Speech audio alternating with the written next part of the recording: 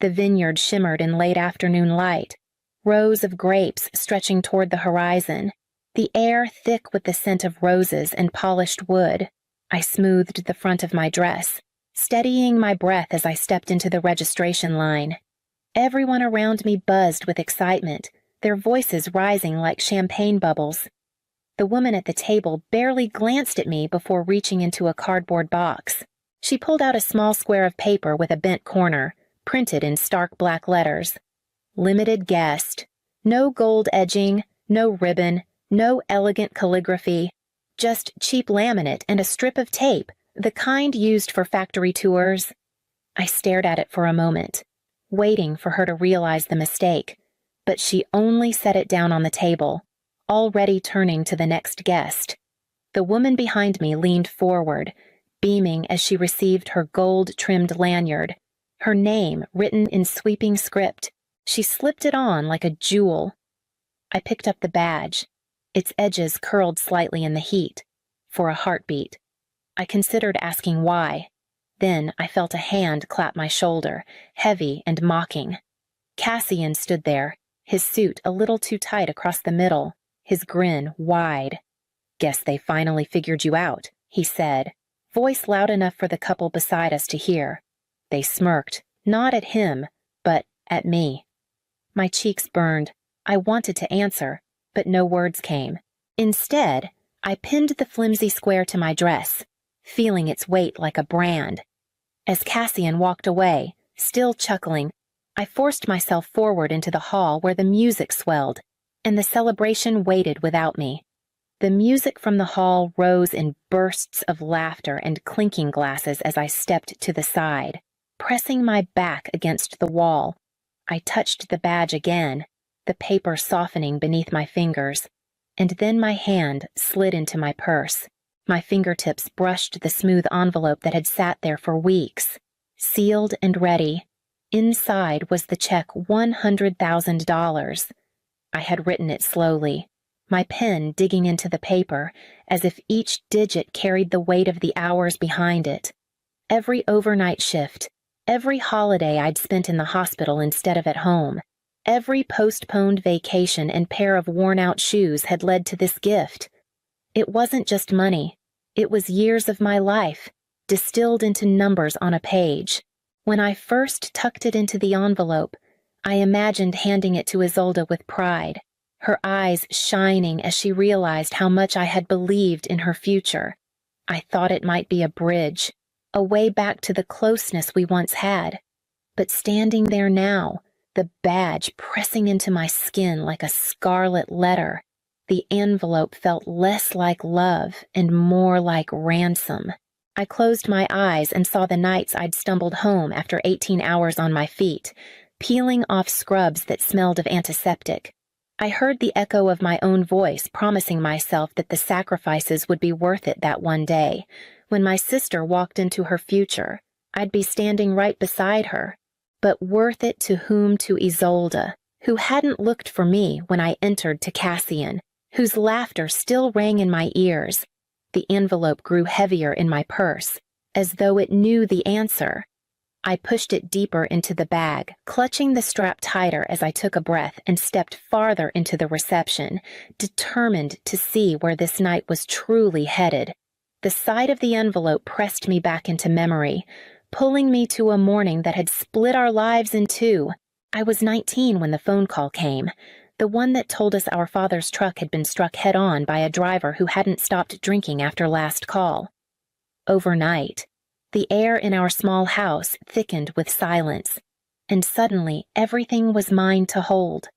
I remember standing in the kitchen, Isolde curled on a chair with her knees to her chest, Cassian pacing with fists clenched, demanding answers no one could give. I said I would take the night shifts at the diner until I found something steadier. I promised Isolde she wouldn't have to leave her school, that her world could stay intact, even if mine couldn't. It started small. I gave her my bedroom, telling her she needed space to study, while I folded out a cot in the corner of the living room, when she wanted braces. I signed up for overtime at the hospital, shoes splitting at the seams as I pushed carts of supplies. Every holiday became just another shift to fill. By the time she was applying to college, I had built a second job into my weekends, enough to cover what scholarships didn't. Cassian never forgave me for stepping in as caretaker. He sneered at the extra hours I worked, called me a martyr whenever the bills were paid on time. You like being the hero. He'd spit, as if sacrifice were a crown I'd chosen instead of a weight I couldn't drop. But he never offered to carry it. I told myself it didn't matter. What mattered was that Isolde had everything she needed.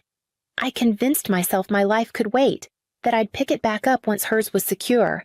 Now, in the middle of a celebration where I barely belonged, I wondered if I had been building a foundation for her or digging a hollow underneath myself that I could never crawl out of. I first met Verity Aldwin months before the wedding, in a cafe that smelled faintly of citrus and linen. I had suggested the small diner near my apartment, a place where I knew the waitress by name and the coffee was always hot. Isolde insisted on something more fitting for the occasion. When I walked in, Verity was already seated, her posture elegant, her handbag perched on the chair beside her like a companion. She greeted me with a smile that didn't touch her eyes, the kind of smile that said she'd already measured me and found me wanting.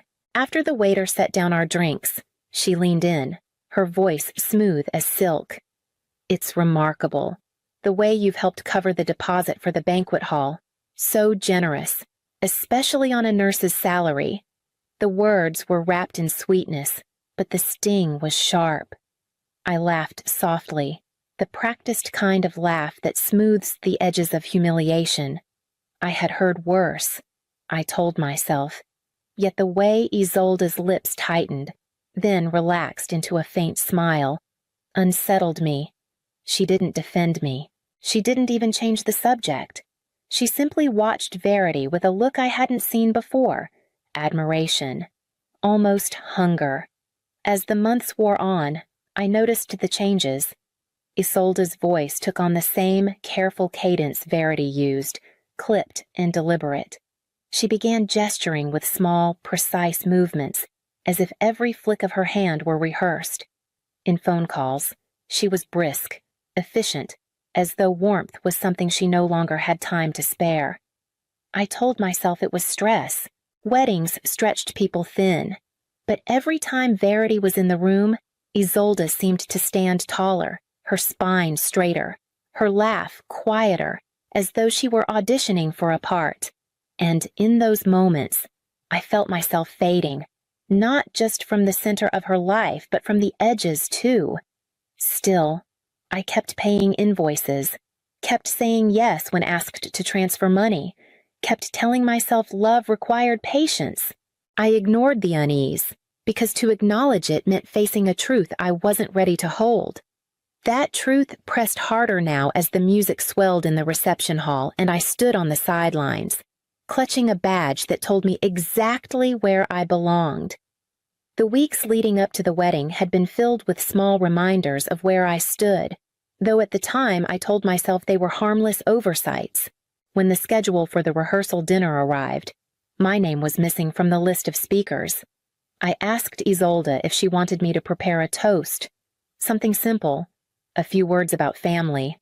She hesitated just long enough for me to understand the answer before she said, "We thought we'd keep it short. Too many voices get messy." Her tone was polished, rehearsed, almost identical to Verity's. At the ceremony itself, I sat in the third row, tucked neatly behind distant cousins and family friends. I reminded myself it didn't matter, that what counted was seeing Isolde radiant in her gown. Still, as I watched the bridal party from my distant seat, I couldn't shake the sense that I was witnessing rather than belonging. Even our conversations had shifted. They used to be filled with small confidences, her favorite books, her doubts about her career path, the silly inside jokes that only siblings could understand. But in the months before the wedding, our calls had narrowed into lists, deposits due, deadlines looming, which florist had confirmed, which hadn't. Her voice was clipped, her gratitude more obligation than affection. Each time I hung up, I told myself it was the stress of planning, that the warmth would return once the vows were spoken and the details faded into memory. I convinced myself she would look for me in the crowd, call me to her side, acknowledge me not just as the sister who helped keep the gears turning, but as family who mattered. That belief was the thread I held on to, even as it frayed with every exchange. It was the only reason I kept answering her calls, kept wiring money when there was a gap, kept telling myself love was patient, that it endured small exclusions. Now, standing in the corner of the reception hall with the badge pressed flat against my chest, I realized the pattern had only reached its inevitable conclusion. The thread had unraveled, and I was no longer holding anything at all. The reception hall glowed with strings of fairy lights looped across beams and wrapped around pillars. Guests flowed into the room in clusters, their badges glinting under the soft light. I drifted toward the seating chart mounted on a gilded easel, scanning the neat rows of names. Table after table. Family grouped with family. Friends with friends. The groom's relatives filling the first two lines. My eyes traveled down to the end, then back again. Slower this time. My name wasn't there. I stood still, waiting for the letters to materialize, for some oversight to write itself. But the truth stared back at me, steady and undeniable. I had no place at any table. A waiter brushed past with a tray of champagne flutes, the bubbles catching in the glow. He didn't offer one to me. Another passed with salmon on porcelain plates. Again, not a glance in my direction. It was as though the badge pinned to my dress had turned me invisible. I moved toward the far edge of the room, finding cover behind a column wrapped in white fabric and lights. From there, I had a clear view of the head table. Isolde sat radiant, her lace gown catching every spark of light. She leaned toward her new husband, her smile wide and unguarded, while cameras flashed around them. People raised glasses, laughter spilling into the air like a song. Across the room, Cassian caught my eye. He was already watching me, his glass lifted in a mock salute. His grin spread slowly, satisfied, as though my absence from the chart was a private joke made public. I dropped my gaze, unwilling to give him the victory of seeing my face crack. The badge pressed into my skin. Cheap paper against fabric, a mark of my place or my lack of it. I stayed behind the column, listening to the rhythm of applause and laughter wash over me without touching me, a tide I was never meant to enter. And then, almost without deciding, I turned toward the corner where the gift table sat, the envelope in my purse suddenly heavy, calling me forward. The gift table stood in the corner near the entrance, draped in white linen and crowded with glossy bags tied with satin bows.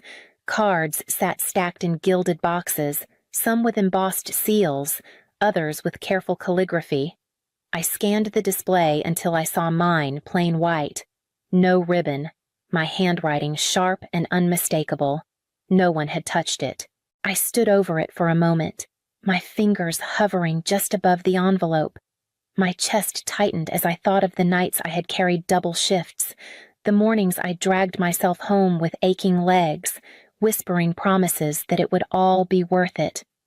I thought of the vacations I never took, the small comforts I denied myself so the number inside could grow. $100,000. A lifetime of sacrifice folded neatly into paper. My hand closed around it before I could second-guess myself.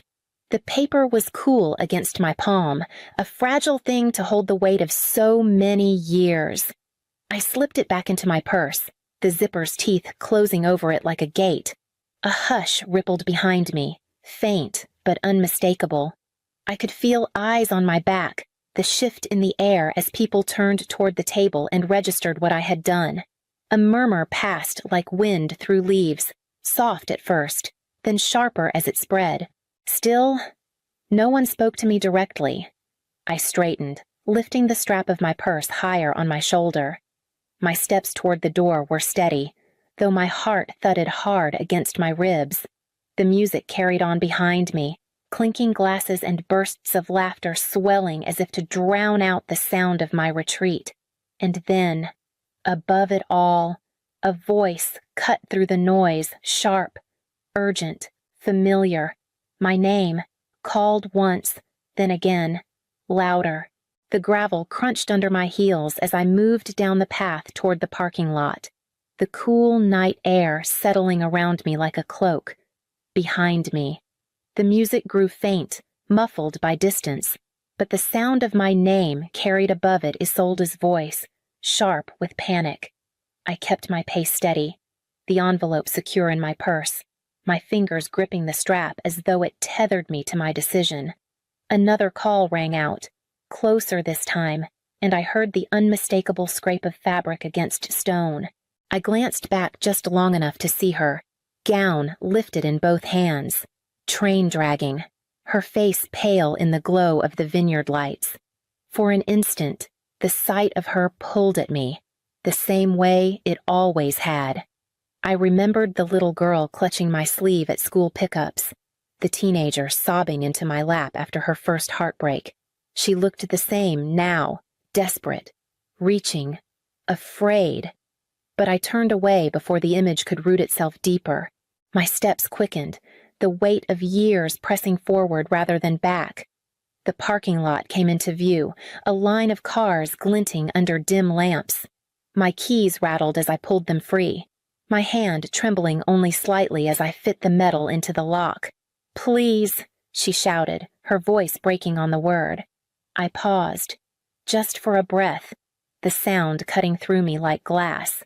Then I opened the door, slid inside, and pulled it shut. The world outside muffled instantly, her voice reduced to a faint echo. The engine turned over, steady and sure, the hum vibrating beneath me as I shifted into reverse.